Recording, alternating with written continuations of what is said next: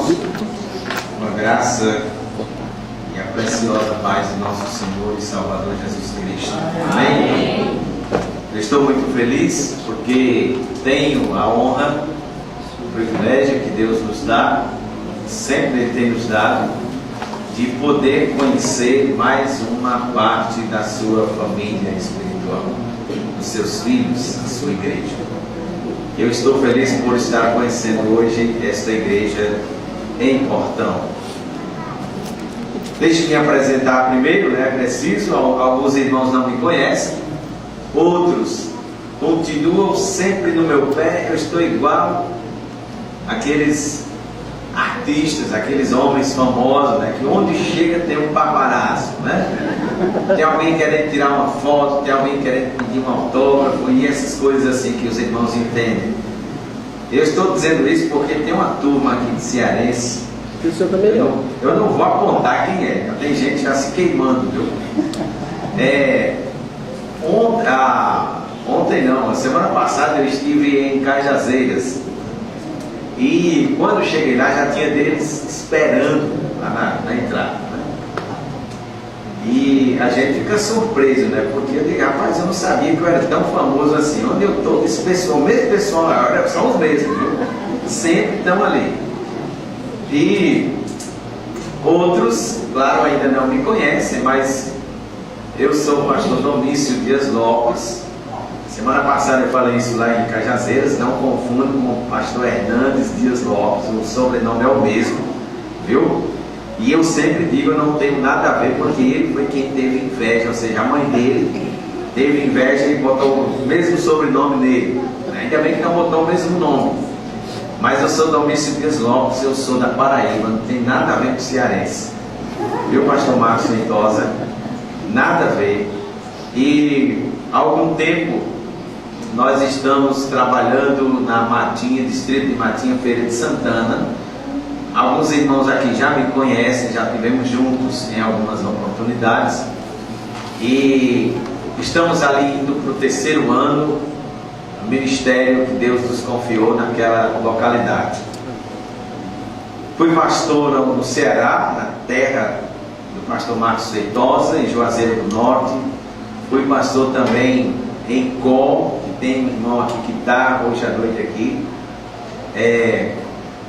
com a gente, que é o Dedé Cearense, ele é lá de Icó, os irmãos conhecem por Icó, Então fui pastor dele nos anos de 98 e 99, e aí não aguentando aquele calor do Ceará, então corri para Juazeiro do Norte.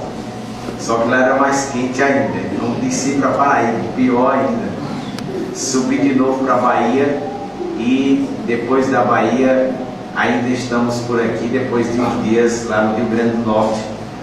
Eu sou casado com a Adriana Márcia de Araújo Lopes, tenho 3 filhos, Levi Lucas, Lucas Mateus e André Lucas. Então misturaram aí, o pastor Marcos estava olhando aqui no Cantor Cristão, o nome dos 3, e aí tem uma mistura, eu sempre costumo dizer que é a família de Lucas, E nós temos esses 3 filhos, já são grandes, graças a Deus, já criamos, mas ainda estão com a gente, estão ajudando bastante ali na igreja, no distrito da Matinha, em Feira de Santana. Tem sido, irmãos, uma bênção para a gente poder compartilhar esses momentos que são preciosos, são momentos abençoados por Deus, que a gente cresce, que a gente amadurece, que a gente aprende como viver como crentes. E eu acredito que isso também proporcionará a outros irmãos também um aperfeiçoamento na vida cristã. E eu espero que nesses dias aqui, ou melhor, que nesses momentos aqui, porque só amanhã nós vamos ter um dia inteiro juntos e um pedaço da noite, eu espero que a gente possa crescer também, que a gente possa afinar os nossos relacionamentos como crentes, que a gente possa nos fortalecer para que a gente venha enfrentar os desafios que virão pela frente e que a gente possa permanecer firmes na fé, sem olhar para a esquerda ou para a direita, mirando somente em Jesus Cristo, que Ele é o autor e consumador da nossa fé. Ele sim nós podemos olhar, nos espelhar e nos segurar, porque com Ele nós estamos tranquilos e seguros para todo sempre. Amém. E que assim a gente possa, claro, alcançar outras pessoas para Cristo e o seu reino. Eu estou feliz porque eu pensava, tinha uma impressão da igreja aqui bem diferente. A gente, quando não conhece, a gente cria expectativas, e as minhas, eu já conheço algumas igrejas em Salvador, na região também, e a maioria delas, geralmente, às vezes, a que nós tivemos na semana passada, é bem diferente, né? Foi uma prova de fogo mesmo, aquela que a gente teve lá, porque ela é dentro de numa descida, né? E aí a igreja construiu, bateu a laje assim, só que eles se reúnem embaixo. E aí, lá, irmãos, eu me senti como aqueles 3 amigos de Daniel. A diferença é que eles lá não sentiram calor, não foi nem o cabelo chamuscado, como a Bíblia diz, né? Mas lá em Cajazeiras eu saí, eu acho que deu para queimar a pele um pouco, viu? Muito desafiador. E eu imaginava que possivelmente, irmão Adilson, essa seria parecida, né? Geralmente as nossas igrejas não são muito grandes. E aí, quando eu cheguei aqui, para minha surpresa, eu observei que a igreja tem um número considerável de irmãos. É uma igreja como as nossas, ou das nossas, relativamente grande, né? Número de pessoas. E eu estou surpreso, para a glória de Deus. Acho que os irmãos estão bem animados, né? Demonstram isso. E esperamos que continue no serviço de Deus, porque a gente passa, mas a obra de Deus continua, né, sendo feita. E dou graças a Deus por este momento. Então, estou feliz. Vamos deixar de conversa, né? Vamos para o tema que os irmãos sugeriram para mim nesses dias, que é uma igreja fortalecida, né? Igreja fortalecida para vencer os desafios.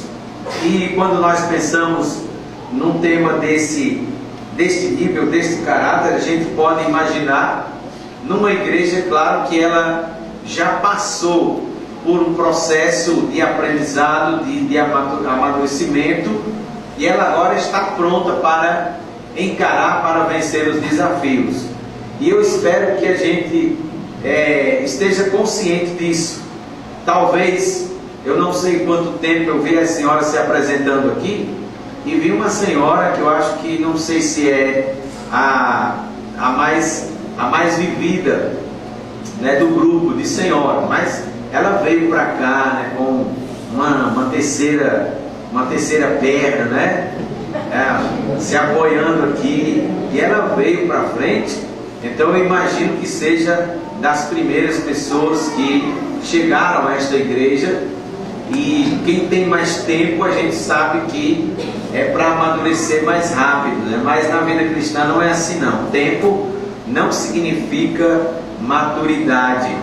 Na vida cristã, o que significa maturidade é dedicação, é o compromisso. É tanto que tem pessoas que têm pouco tempo de crente, que têm mais compromisso do que alguns. Não é o caso da irmã, né? Estou me referindo, mas tem muita gente que chegou há pouco tempo na igreja e tem muito mais serviço, mais dedicação do que outros que chegaram primeiro. Então, isso já é para a gente ir aprendendo, né? Que ou a gente faz a nossa parte, ou então Deus não está precisando da gente para fazer a obra dele, não. Se você não quer, ele deixa você de lado e coloca outro no seu lugar para fazer aquilo que você deveria fazer. Então, ou seja, nós podemos perder essa honra, né? Ainda bem que não perdemos a salvação, mas já pensou, muitos galardões, então vamos perder sim. Não fazemos aqui, Deus vai pedir conta lá em cima quando chegarmos lá, ok? Muito bem, trouxeram aqui uma água para mim novamente.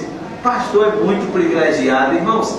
Eu vou logo dizendo para os irmãos quem eu sou. Eu sou aquele pastor que muitas vezes gosta de contar alguma coisa interessante na frente.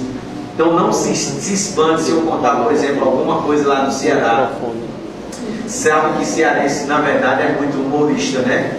Mas eu não sou da Paraíba, eu não sou do Ceará, sou da Paraíba, e tem alguns resquícios. Às vezes o vento dá aquela volta assim, passa pela Paraíba, a gente termina pegando alguma coisa do Ceará, não tem jeito. E às vezes a gente termina contando algumas coisas engraçadas também, não é o objetivo aqui, mas às vezes surge de repente e a gente termina contando. Então, começando pela taça, semana passada colocaram uma taça também dessa lá em Cajazeiras, e eu fico muito mais orgulhoso ainda, porque eu disse, olha, como o pastor é bem tratado, né? A irmã Edmilson agora está à frente. Certamente todo domingo vem uma garrafinha dessa de água mineral. Vira Escávila. É mineral mesmo, viu? E ele, bajular, né? Quando alguém, os irmãos, trazem essa garrafinha com essa taça aqui, bem bonita, né, irmã Edmilson? Então, eu espero que não seja só para mim, tá bom? Muito bem, irmãos, uma igreja fortalecida para vencer os desafios. Eu gostaria que os irmãos abrissem a sua Bíblia, por favor, no livro de Atos dos Apóstolos, no capítulo 2, verso 42. Eu quero iniciar hoje à noite pensando com os irmãos a respeito de algumas características que compõem uma igreja fortalecida. E eu estou pensando aqui naquilo que nós fazemos todos os dias. Por exemplo,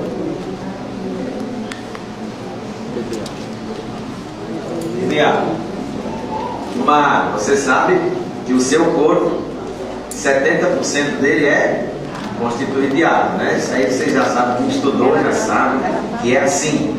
Então, para a gente ter uma saúde nessa área de um organismo funcionando perfeitamente, é preciso que você tome em média 2 a 3 litros de água por dia. Isso é recomendação médica. O problema é que nós não temos o hábito de tomar água. Parece que só lembramos de tomar água quando estamos com sede. Quando estamos com sede já é um sinal de que o seu organismo está desidratado. Então precisa tomar água sem ter sede, para não faltar. Um outro hábito que a gente tem é, geralmente depois do culto, né, irmã Edmilson? Geralmente depois do culto, pastor Ismael, pastor Marcos Feitosa, os crentes saem direto para suas casas e lá eles colocam um prato de comida, dependendo das circunstâncias. Pode ser carne, arroz, feijão, pode ser uma sopa, pode ser um pão, alguma coisa, come e vai dormir. É comum que a gente coma todo dia, que a gente beba água. Essas duas coisas são importantes para manter a nossa vida. Se a gente deixar de comer, se a gente deixar de beber água, nós vamos morrer mais rapidamente. Ou seja, se deixarmos disso, naturalmente o nosso corpo físico ficará fraco, não será forte. Ou seja, não vamos conseguir andar, não vamos conseguir falar, não vamos conseguir fazer nada no dia a dia. Então, é necessário que a gente faça isso todos os dias. E claro, com moderação, para não pecar, porque a gente pode também, na comida ou ao tomar água, a gente pode terminar pecando contra Deus. Ou seja, dentro de uma moderação. É interessante que na igreja não é diferente. Quando nós pensamos no tema que me foi dado, uma igreja fortalecida para vencer os desafios, a gente não pode ignorar, irmãos, que ela já está pensando ou está buscando aquilo que é necessário, que é preciso para que ela seja uma igreja forte, não é verdade? Então nós temos um versículo aqui, em Atos capítulo 2, verso 42, que diz que aqueles primeiros cristãos do primeiro século, eles perseveravam na doutrina dos apóstolos, na comunhão, no partir do pão e nas orações. Observe que aqui, neste versículo, havia uma consistência por parte da igreja, havia uma permanência daquela igreja logo nos seus primeiros dias de vida, de existência, em relação ao ensino da palavra de Deus. Quando nós olhamos para toda a história da igreja do livro de Atos, na verdade ele está contando, dando continuidade àquilo que Cristo começou a fazer e a ensinar, né? Lucas que escreve este livro, assim como escreveu também o Evangelho de Lucas. Então ele vai narrar, vai contar de forma narrada os fatos que aconteceram após a subida de Cristo e o que ele fez pelo poder do Espírito Santo através dos seus servos para registrar a mensagem de salvação para as pessoas, a começar de Jerusalém, não é isso? Na Judéia, que seria depois, a em Samaria, que veria logo em seguida, e até os confins da terra. Ou seja, esta mensagem deveria ter uma consistência quando chegasse em qualquer lugar do mundo. E essa consistência, na verdade, era o que foi falado e ficou escrito, e o que foi feito mediante o poder de Deus, usando o seu próprio Espírito Santo e usando seus servos, fazendo aqueles milagres todos, que seria a comprovação daquilo que Deus veio trazer e oferecer para os pecadores. Ou seja, Deus mandou o seu Filho, não somente mandou, mas Ele fez aquilo que era necessário. Ou seja, todos os milagres que Jesus fez, que os seus apóstolos fizeram, na verdade era uma confirmação, era um carimbo daquela mensagem. Quando Jesus fez os seus sinais e prodígios no Evangelho de João, lá no final do capítulo 20, ele vai dizer que Jesus fez diante dos seus discípulos muitos outros milagres que não estavam escritos neste livro, ou seja, no Evangelho que ele escreveu.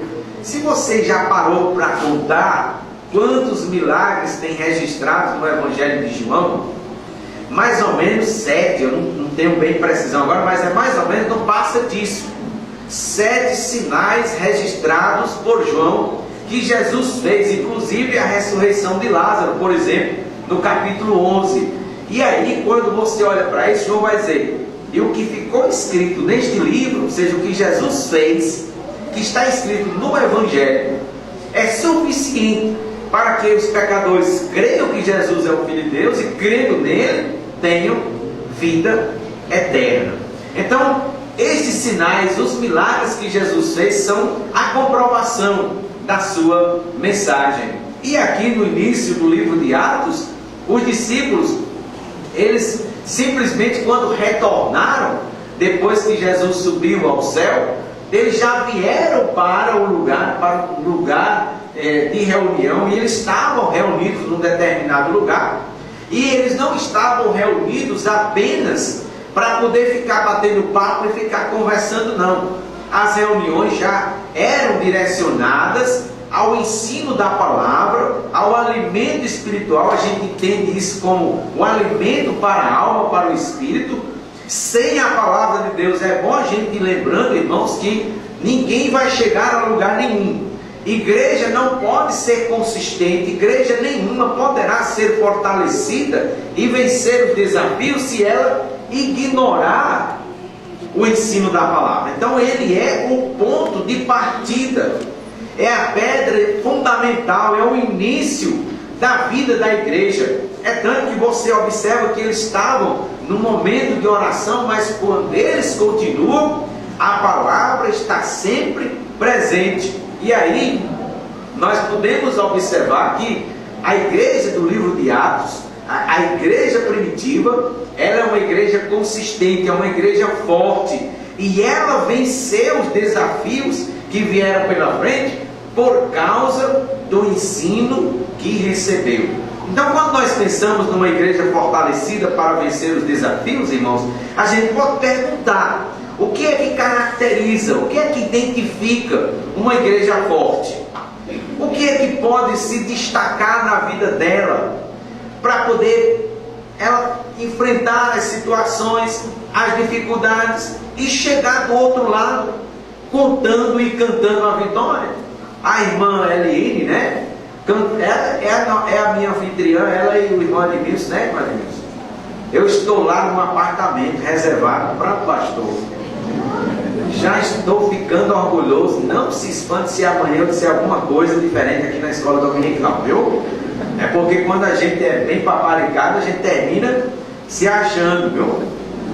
Então, observa, a irmã cantou uma música que fala de vitória, né? De alguém que é campeão, que é vencedor. E a pessoa, claro, entende que essa pessoa não pode se tornar um vencedor se ele não tiver uma base, se não tiver uma consistência. Ou seja, o que caracteriza alguém que venceu e que é vencedor e que continua vencendo é toda uma dedicação que está por trás das suas vitórias e dos seus troféus. Na vida cristã não é diferente.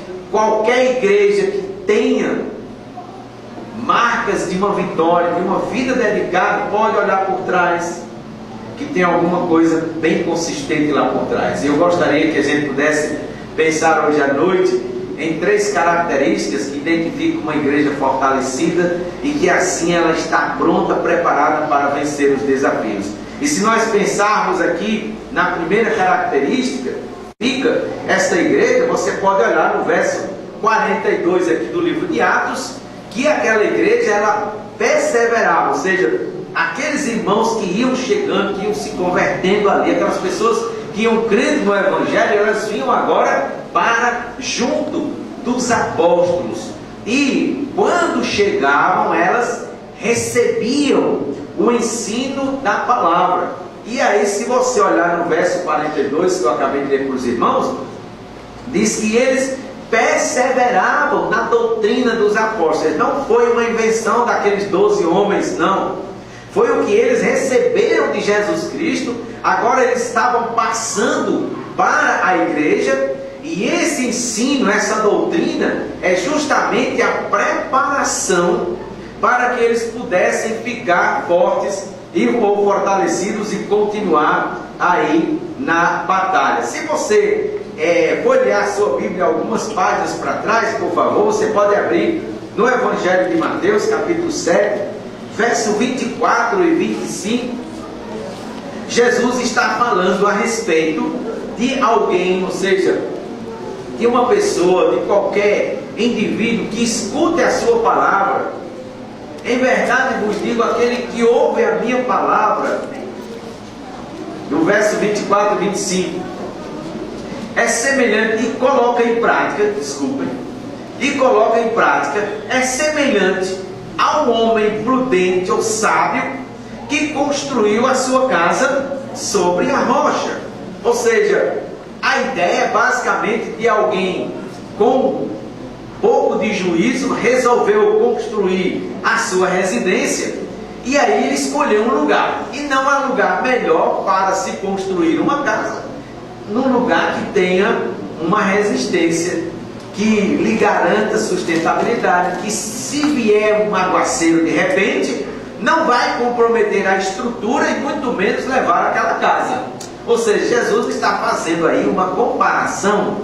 Quando alguém escuta os seus ensinos e ele coloca em prática, é semelhante a um homem com muita sabedoria que resolveu construir. Ele jamais foi construir essa casa num lugar baixo ou num lugar onde tenha água com facilidade, ou acumule água com facilidade.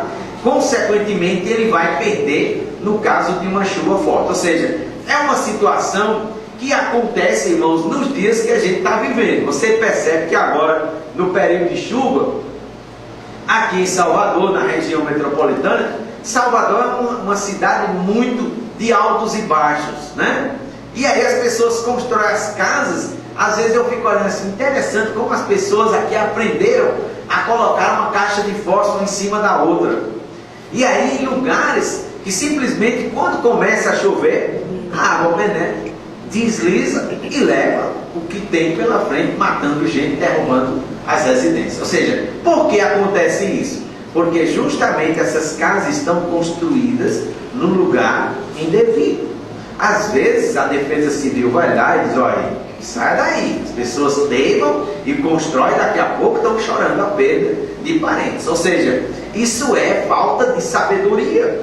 As pessoas não podem fazer isso. Então, Jesus está comparando aqui o seu ensino como alguém que está construindo a sua casa sobre uma pedra. E na verdade a gente sabe que a rocha, que essa pedra é Ele mesmo. Ele está dizendo, aquele que ouve a minha palavra e coloca em prática é semelhante a alguém que está construindo uma casa na rocha. Ou seja, o crente está construindo a sua casa sobre Jesus Cristo e Ele é a rocha. Isso significa que essa construção está sendo bem feita, bem fortalecida, e quando os desafios vierem, o verso 25 vai dizer que veio a chuva, os ventos, uma inundação, deu com muita força contra aquela casa e ela não caiu, porque ela estava edificada, construída sobre a rocha. A ideia é simples. Quando as situações vierem, as situações ruins que acontecem em nossa vida, quando elas aparecerem, se a nossa vida estiver firme em Jesus Cristo, isso significa que nós não vamos cair. Vamos suportar e vamos continuar em frente. Bom, esse ensino que Jesus passou para os seus discípulos, eles agora estavam passando para novos discípulos e eles perseveravam neste ensino da palavra de Deus. Ou seja, nós chegamos a um entendimento, irmãos, que aqui é algo que a igreja não pode dispensar em todo o tempo de sua existência aqui na terra. A palavra de Deus é o alimento para a alma, é ela quem dá o sustento ou sustentação para a gente resistir. Nós não poderemos ser vitoriosos em igreja nenhuma se ela ignora o ensino da palavra de Deus. Como nós podemos saber disso? Se você for para o capítulo 6 de Atos dos Apóstolos, então lá naquele capítulo nós temos a instituição dos diáconos. E aí os apóstolos eram os responsáveis por ensinar a palavra, e lá surge um problema no meio da igreja, ou seja, algumas mulheres viúvas estavam sendo desprezadas porque não eram judeus limpos. E por causa disso, estava acontecendo uma acepção de pessoas, elas estavam deixando de lado. E isso foi um problema logo naquele início. E os apóstolos disseram: olha, vocês devem escolher homens capacitados, homens de bom testemunho, cheios de fé, homens com condições de servir a Deus, que tenham um testemunho exemplar, para poder agora servir as mesas, para botar comida para esse povo, porque nós não podemos deixar o ensino da palavra. Nós precisamos manter o foco, ensinar a palavra de Deus, porque essa é a finalidade principal. A igreja só será identificada daqui para frente como uma igreja fortalecida se ela tiver uma permanência e perseverança no ensino da palavra de Deus. E aí, aqueles homens foram escolhidos, né? 7 deles. Entre eles estava o Estevão, que vai morrer no capítulo 7. E aí, esses homens cheios do Espírito Santo de fé foram servir comida para aquele povo. Irmãos, às vezes eu fico imaginando como o crente come mesmo, né? Não é somente os dessa época, não. Se você gosta muito de Coca-Cola, de pizza, não fique preocupado se alguém do seu lado come folha e começar a reclamar. Olha para a Bíblia. A Bíblia vai dizer que eles todos os dias estavam reunidos e de casa em casa comiam, participavam das orações, mas também estavam comendo. Que coisa, que crentes comilões eram aqueles. Parece que nós puxamos a eles, nós herdamos a mesma aptidão deles, não é verdade?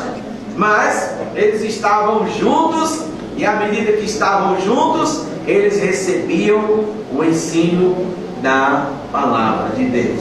Quando isso é acompanhado em todo o livro de Atos, se você chegar, por exemplo, nos capítulos 12 e tudo, e até o final, você vai sempre encontrar referência a esse respeito do ensino da palavra. Lá no final do capítulo do livro de Atos, o apóstolo Paulo, no capítulo 20, ele vai dizer, aí já em Roma, né? Ele já chegou lá, foi o ponto final, onde ele chegou e ficou lá 2 anos numa casa alugada. Mas olha o que ele disse aí quando estava nessa caminhada aí, no capítulo 20, verso 18: e quando se encontraram com ele, disse-lhes: vós bem sabeis como foi que me conduzi entre vós em todo o tempo, desde o primeiro dia em que entrei na Ásia, servindo ao Senhor com toda a humildade, lágrimas e provações que, pelo cilado dos judeus, me sobrevieram. Verso 20, olha só: jamais deixando de vos anunciar coisa alguma proveitosa, e de vou-la ensinar publicamente também, de casa em casa, testificando tanto a judeus como a gregos o arrependimento para com Deus e a fé em nosso Senhor Jesus Cristo. Paulo estava com os presbíteros de Éfeso, né? E nesse momento aqui, ele colocou diante deles tudo aquilo que ele fez desde o início até aquele momento, e continuou fazendo. E aqui é a ênfase no ensino da palavra de Deus. Ele disse a Timóteo: Timóteo, ensina estas coisas a homens fiéis, capazes também. Ou seja, nas suas cartas, nas suas viagens, sempre há uma atenção para o ensino da palavra de Deus. Sim, é uma característica de uma igreja fortalecida.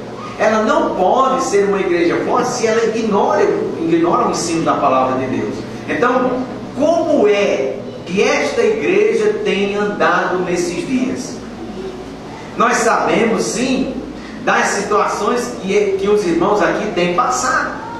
Ficaram sem o seu pastor recentemente, né? E na verdade isso causa um rompimento, dá um choque. É algo que muitas vezes a gente não está preparado, e ainda mais quando o pastor ficou um tempo considerável. Mas depois que o pastor foi, e agora como é que a igreja tem se comportado? Como é que ela está agindo ou reagindo diante da situação? Aí vem toda a diferença nessas horas. Se a igreja teve em todo o tempo ensino da palavra de Deus, o alimento espiritual não pode faltar, e os crentes se alimentaram e eles estão resistentes, então agora, nesta ou em outras situações, eles não vão de maneira nenhuma titubear. Eles vão continuar marchando no serviço de Deus. Irmãos, eu posso dizer, diante do que eu já vi hoje aqui, que os irmãos continuam.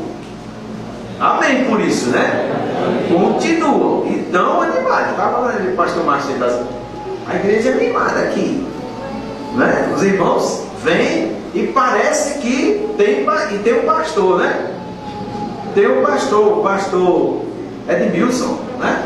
Bom, ele pode não querer, ele pode dizer que não é, mas ele está na função de pastor agora. Mas a igreja está andando, está caminhando, e a gente sente uma animação, um vigor. E se tem dessas coisas, irmãos, é porque lá atrás os irmãos aprenderam alguma coisa da palavra de Deus e agora estão sentindo que estão fortalecidos. Ou seja, o desafio aparece, mas os irmãos continuam, e tem que continuar assim. Bom, o ensino é uma característica de uma igreja fortalecida aqui. Em todo o livro de Atos você vai observar e vai sempre achar uma referência ao ensino da palavra de Deus. Isso significa que cada crente em particular, a igreja de modo coletivo, precisa buscar a palavra de Deus, aprender, irmãos.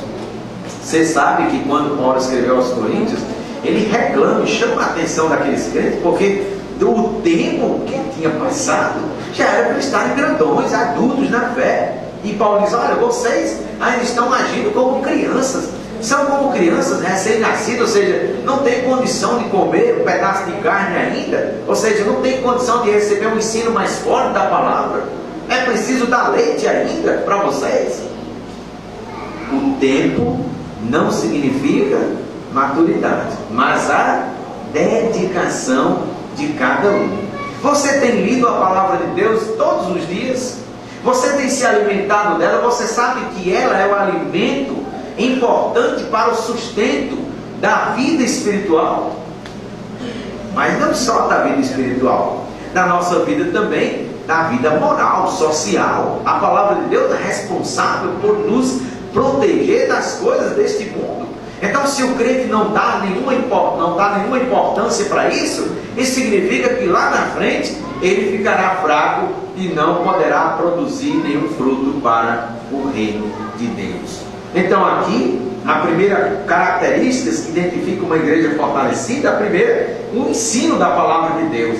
Olhe que esse ensino vai trazer resultados, como por exemplo, a prática de orações. Às vezes nós vemos nas igrejas os crentes fazendo campanhas de oração, mas eu não vejo muitas igrejas fazendo campanha de leitura da Bíblia não. Já viram? Tem, mas é mais campanha de oração. Por quê? Porque os irmãos estão necessitados. Por exemplo, tem pastor precisando de um transporte. E aí, por que não fazer uma campanha de oração para poder o pastor, de repente, aí comprar um Fusca? Estão rindo, né? Vocês não sabem qual é o Fusca que eu estou pensando. Se quiser me perguntar depois, o Fusca custa mais ou menos uns 70 a 80 mil reais. É bom, né, pastor? Não é bom? Ele já ficou assim, eu vou fazer a campanha. Orações, ações sociais. A igreja no livro de Atos vai atendendo essas coisas. A igreja vai crescendo no conhecimento da palavra, vai trazendo mais pessoas e transformando gente. E a igreja vai se preocupando e agindo socialmente também. Vai atendendo às necessidades das pessoas. Lembra no capítulo 5? O que aconteceu? Final do capítulo 4, do capítulo 5, tem aquela coisa lá de Ananias e Safira, né? A morte dele. Por quê? Porque antes, nesse mesmo capítulo aqui que eu li, o capítulo 2, os irmãos vendiam suas propriedades e repartiam e davam para aqueles que tinham necessidade. Ou seja, a igreja forte, ensino da palavra e ao mesmo tempo continuava em oração e fazendo as obras sociais que a igreja tem que fazer, tem que atender as pessoas, tanto da igreja quanto os de fora também. E isso foi uma marca visível, palpável, na primeira igreja do primeiro século. Será que tem sido nesta igreja hoje essa marca, essa característica? Será que essa igreja hoje, nessa cidade, é identificada pelo ensino da palavra? Aí não sou eu quem tem que responder. Quem tem que responder são os irmãos que fazem parte desta igreja. E aí você tira as suas próprias conclusões a esse respeito. Segunda característica de uma igreja fortalecida, ou que identifica uma igreja fortalecida: firmeza nas tribulações. Olha só, o ensino da palavra deixa o crente, deixa a igreja preparada. No capítulo 3 de Atos, se você já leu o livro de Atos todinho, você vai encontrar um milagre sendo feito. Pedro, o pescador, com seu companheiro de pesca João, né, trabalhavam no mesmo ofício, eles estavam subindo ao templo para a oração. E lá, quando eles chegaram na porta do templo, tinha alguém lá pedindo uma esmola. Era aquele homem coxo, lembram dele, né? Lembram dele? Lembram não, a gente não sabe, né? A gente só sabe que era um homem coxo. Certamente, se você lembra, que viu ele. Lembra? Qual a pergunta que eu fiz? Você lembra dele? Lembro. Não. A gente nem sabe, mas só sabe que ele era um homem coxo. Estava lá pedindo esmola. Bom, mas a gente vai ver lá no céu. Viu? Aí ele estava pedindo esmola. E Pedro, quando se aproximou, ele pediu. Pedro disse: olhem para nós. Nós não temos prata nem ouro, mas o que nós temos, te damos. Em nome de Jesus Cristo Nazareno, fica de pé. E aquele homem ficou de pé na mesma hora. Ele ficou saudável. E aí aquele homem entrou com eles no templo, todo alegre. O povo começou a ficar admirado, a olhar aquilo ali. Sabiam que era aquele homem que estava ali na porta do templo, que agora ele estava perfeitamente andando. Alguma coisa extraordinária aconteceu e tal. No capítulo 4 surge a primeira perseguição aos cristãos. E essa perseguição foi em consequência deste feito que Jesus fez usando seus servos para curar aquele homem. Ou seja, as autoridades religiosas da época não ficaram satisfeitas e aí chamaram os apóstolos para conversar. E ameaçaram aqueles homens. vocês não podem estar falando desse nome por aqui. Ameaçaram eles. Eles disseram: nós não podemos deixar de falar as coisas que nós temos visto e ouvido. Não podemos deixar de anunciar Jesus. Ou seja, em meio à ameaça e à perseguição, eles não recuaram. Eles permaneceram firmes. E essa é uma característica de uma igreja fortalecida para vencer os desafios. Ela tem que demonstrar firmeza na hora da tribulação, na hora da dificuldade. Porque, gente, é fácil ser crente nas horas boas, quando estamos com saúde, quando tudo está bem, quando temos liberdade religiosa, que ainda temos aqui no nosso país. Você escolhe de que forma vai para a igreja, se vai de ônibus, se vai no seu próprio carro, se vai a pé. Só não pode escolher de jegue, porque jegue já saiu de linha há muito tempo, não foi, Geraldo? Lá no Ceará não tem mais dessas coisas. Verdade, irmãos. Então, no Brasil é fácil ser crente, ou não é? É fácil ser crente. Mas agora, quando a coisa começa a apertar pro nosso lado, aí peraí, vamos ver quem de fato vai suportar a adversidade. Então, não foi aquela perseguição surgida do capítulo 4 de Atos que impediu aqueles homens e a igreja de continuar andando, não. As autoridades ameaçando a igreja, as autoridades religiosas, viu? Os sacerdotes, aquele povo lá, ameaçando. Capítulo 5, problema interno na igreja, não é isso? Ou seja, Pedro está lá pregando, as pessoas estão vindo para ele, e de repente chega um homem, e Pedro diz assim: quanto foi essa quantia mesmo que você vendeu a sua propriedade e está trazendo isso? Foi. Juro de pé junto que foi essa mesmo. E ficou de pé junto mesmo, né? Jurou de pé junto e ficou de pé junto, morreu ali mesmo. Pedro disse: Ananias, por que Satanás encheu o teu coração para que você mentisse ao Espírito Santo de Deus?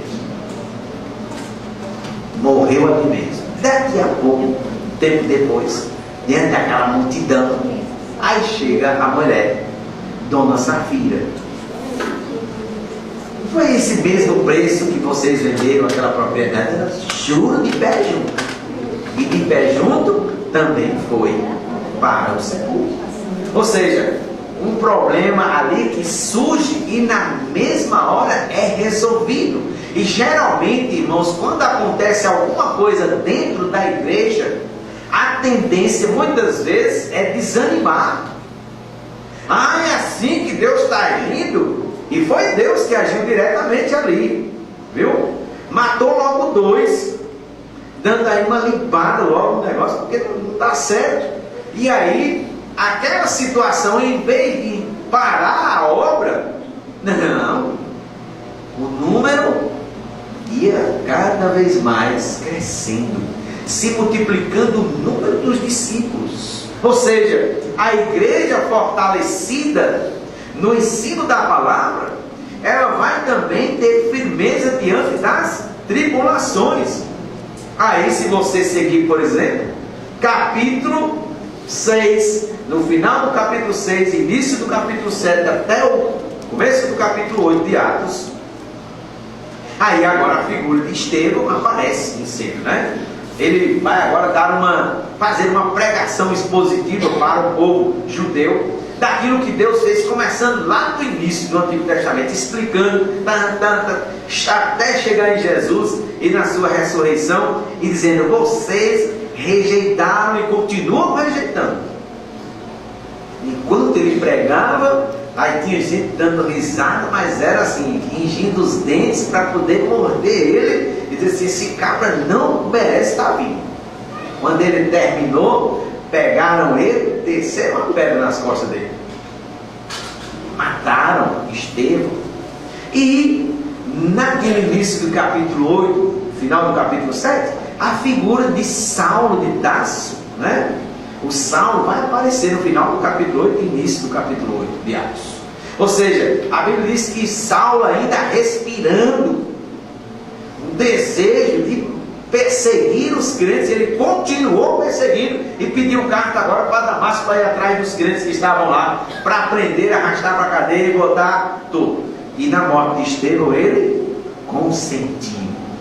Olha só, a igreja agora está sofrendo perseguições, começando no capítulo 4, aí continua, capítulo 8, capítulo 12, agora Pedro aparece, e Pedro agora vai preso ali, e agora é perseguição do Estado. Herodes, vendo que era bom, matou Tiago ao fio da espada e prendeu Pedro. E a ideia era, no dia seguinte, também entregar para ser morto. Ou seja, a perseguição intensa contra a igreja está presente em todo o livro de Atos dos Apóstolos. Mas, olha só, irmãos, a firmeza dela diante de tais situações é o que caracteriza uma igreja fortalecida naquilo que recebeu em questões em matéria de ensino da palavra de Deus. Ou seja, as situações, as dificuldades, elas vão sempre estar presentes na vida de Paulo. Quando você olhar aqui no restante do livro de Atos, você vai encontrar Paulo sendo perseguido, sendo maltratado. Quando você lê as cartas dele, por exemplo, 2 Coríntios capítulo 11, ele vai fazer uma descrição de algumas coisas que aconteceram a ele, toda a sua trajetória, e olha que não foi nada bom para um cristão. Quando ele escreveu a Timóteo, ele disse assim: olha, foi-nos dada a graça de não somente crer em Jesus Cristo, mas padecer por Ele. Todos aqueles que querem viver piedosamente em Cristo hão de passar perseguições. As tribulações vêm. Aí ele disse no capítulo 8 de Romanos: porque eu estou bem certo que as dificuldades, as tribulações, as provações desta vida não são para se comparar com a glória que há de ser revelada em nós. No capítulo 8 que o irmão Edmilson leu aqui, será tribulação? Será angústia? Será a fome, a falta de alimento? Será a perseguição? Será a falta de roupa? Será que é a morte? Será que é o futuro? Será que é os anjos que vai nos separar do amor de Deus? De jeito nenhum. Nada dessas coisas poderá nos separar do amor de Deus. E olha, irmãos, o que ele está falando na sua vida e da sua vida é somente sofrimento. Ela continuou levando esta mensagem. Ela estava ciente da ordem que Jesus deu lá em Mateus capítulo 28, no final dos evangelhos: vão por todos os lugares da terra, façam discípulos de todas as nações, fazendo o quê? Batizando em nome do Pai, do Filho e do Espírito Santo, e ensinando a guardar todas as coisas que eu vos tenho ordenado, e estarei com vocês até a consumação dos séculos. Ou seja, eles estavam cientes dessa tarefa.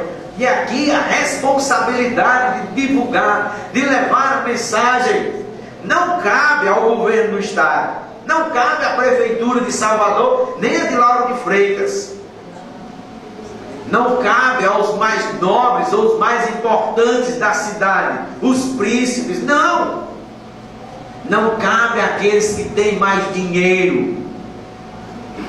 É responsabilidade da igreja de Jesus Cristo. Ela é quem tem que levar a mensagem de salvação até os confins da terra.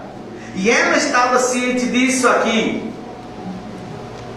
Capítulo 1, 2, 3, 4, 5, 6, 7.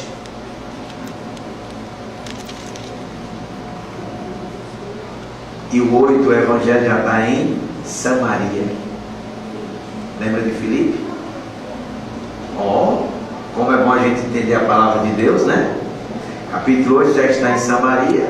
E ele segue, aí vai terminar o livro de Atos contando que Paulo vai estar em Roma, mas ele tinha projetos de vir para a Espanha.